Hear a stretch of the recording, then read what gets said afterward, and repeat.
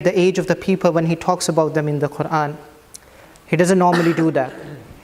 So for example, we don't learn about the age of Musa alayhi salatu wasalam when he went up to the mountain. We don't learn about that. There are only few times when Allah subhanahu wa ta'ala does that in the Quran. So for example, when Musa alayhi salatu wasalam, when He talks about Musa alayhi salatu wasalam, and Musa alayhi salatu wasalam becomes a mature adult, when Yusuf alayhi salatu wasalam becomes a mature adult, Allah subhanahu wa ta'ala says, وَلَمَّا بَلَغَ أَشُدَّهُ. But these are the only two times that their ages are mentioned in the Quran. Normally, the age of people's age is not mentioned in the Quran as if it's a known factor to Allah subhanahu wa ta'ala. But when Allah subhanahu wa ta'ala talks about the people of the cave, the sleepers of the cave, or Ashabul Kahf, Allah subhanahu wa ta'ala goes out of His way to tell us, innahum fityatun amanu. The ayat was complete even without the word fitya here. Innahum amanu bi rabbihim wa zidnahum huda. The ayah was complete. But Allah subhanahu wa ta'ala goes out of the way to say, innahum fityatun, no doubt about it. They were in fact young people, amanu bi rabbihim, who believed in their master. Allah subhanahu wa ta'ala wants us to know about their age. Allah subhanahu wa ta'ala wants us to know that these people that I am talking about, they were in fact young people. Because especially when you are young, you are more susceptible to follow the culture around you. Especially when you are young, you are more susceptible to accept the pressure of your society. Especially when you are young, you are more susceptible to want to be like everybody else. And why don't you be? Why shouldn't you be? It's when you go to high school, then you start feeling the pressure that, man, I need to be like everybody else. Why I am different from everybody else? It's in your high school that people start saying things to you that you feel, man, why I'm so different from everybody else? Why? And then you start feeling the pressure of wanting to dress like everyone else, of wanting to speak like everyone else, of wanting to look like everyone else. So for example, even if you are a religious person, mashallah, you follow religion and you are a religious person, and now you want to grow a beard because you are a religious person. Abdul Wahab is going to be a pencil thing, right? Pencil.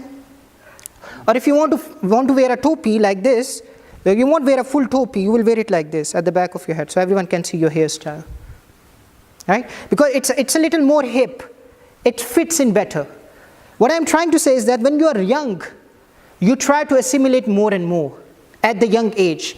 But these people, Ashabul Kahf, these young people, they are highlighted as people who know the value of their faith. And when their faith clashes against their culture, they decided to hold on to their religion. That's why Allah said, even though they were young, they wanted to believe in Allah. The point that I'm trying to make here is that young people are the power and the pillars of strength of our society. They are not the weakness. They are the pillars of strength. So many conferences are being held in Edinburgh about the problems of our youth, the fitna of our youth, how we need to save our youth. But I say no, our youth need to save us. They need to save us. It's the other way. So my young brothers, you need to realize the position that you are in. You need to realize the responsibility that Allah subhanahu wa ta'ala has put on your shoulder. You need to realize that. And I'm very happy that when I started the month of Ramadan, I started talking about how we need to engage ourselves in a journey of transforming ourselves or changing ourselves. Because the last few nights, I told you, in the last 5 nights, I will give you a plan. So inshallah, in the last few nights that I have with all of you in the month of Ramadan, I will give you some goals. I will give you some targets. And hopefully these targets and these goals will help you to achieve that transformation, inshallah. Personally speaking, I'm really offended by Muslim youth who go to college. They are in their first year of college. They are in their second year in college. And they're like, I'm doing major in this and I'm doing major in that. And then they say, I'm not sure why I'm doing it. You ask a student. I have students in my class in Maktab. They are in their high years. They go to high school. They are in their high years, last year or second last year. And you ask them, beta, what are you going to do in a college? What are you going to do in university? And they say, we are going to do accounting. Why are you going to do accounting? I don't know. My Abba does accounting. I don't know. What is that? You have no sense of direction. I'm not talking about deen here, by the way.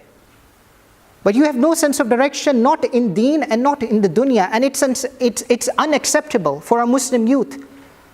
A Muslim youth has to have a very clear sense of direction, a very clear sense of purpose. And if you don't have it now, you better start working on finding it now. What is my strength and how am I going to put it to serve the deen of Allah subhanahu wa ta'ala? And I will tell you, aim higher. Aim higher. Allah subhanahu wa ta'ala has put you guys in an incredible opportunity in the United Kingdom. If you don't trust me, ask Dr. Mansoor Saab. Because we are from Pakistan and we see the challenges that Muslims are facing in Pakistan.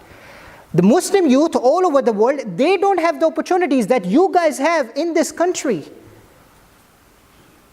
And I'm not only talking about serving the deen of Allah subhanahu wa ta'ala, I'm saying what you can accomplish in terms of your dunya. And then you can use your dunya to do more for your deen. If you are the people of vision.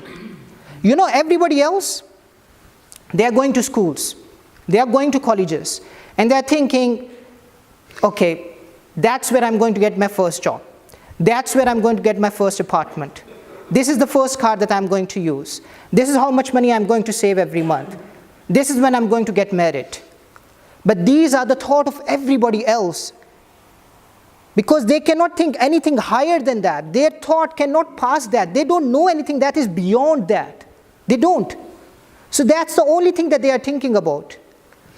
When a Muslim youth, one that has a vision, that has a goal, when he goes to university, he says, yes, I'm going to graduate, and I will get a job, and I will find a place for myself, and I will get the best car, and I will get married, but at the same time, I have a higher purpose.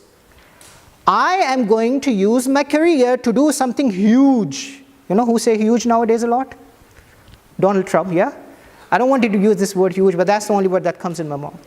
I'm going to use my career to do something huge. I have this idea that will benefit the ummah. I have this idea that will further the message of Islam. I have this idea that will help and benefit the society and the people in general. I have this idea and I am going to run with that idea. I'm going to do something about that idea. I will use my education, I will use my inspiration from my deen, I will combine both of these things together and hear what I'm going to accomplish. Here's my 5 years plan. This is what I see myself doing in 10 years. This is what I see myself doing in 5 years. Set goals. Goals for yourselves, target for yourself. You have to set them. You can't just wing about it. You can't just complain. This is not how it's going to work. Then we will never be able to accomplish anything. Never. And I know it's a lot of work, but let me tell you, I love this poetry of this Arab sha'ir. He said, مَنْ يَتَهَيَّبْ سُعُودَ الْجِبَالِ يَعِيشْ أَبَدَ الدَّهْرِ بَيْنَ الْحُفَرِ. Subhanallah. He say, whoever fears climbing up the mountain, he will always remain in the ditch forever. Do you understand what he's saying? Climb up the mountain. Don't be scared. If you are scared of climbing up the mountain, you will remain in the ground forever, in the ditch forever.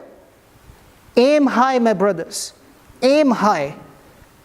These few nights that I have with all of you, inshallah, I'm going to talk to you practically about some groundworks, basic things, not some huge things, basic things that you all can do, inshallah.